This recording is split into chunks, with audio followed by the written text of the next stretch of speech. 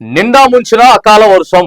అకాల వర్షానికి నీటిలో మునిగిన ధాన్యం కుప్పలు లబోదిబోమంటున్న రైతులు.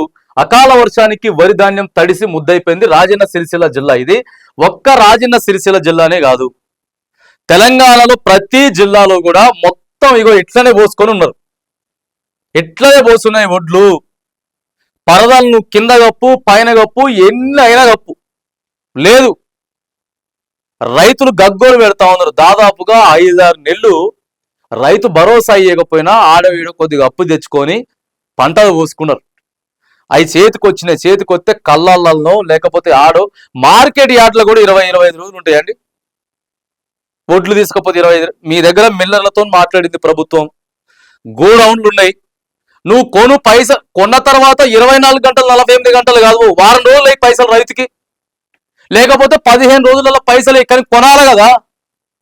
7,500 కొనుగోలు కేంద్రాలు ఉన్నాయి.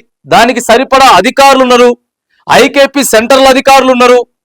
బాజాప్తా కొనేయచ్చు. ఒక్క రైతు మహా అయితే ఒక రోజు ఉంటే చాలు.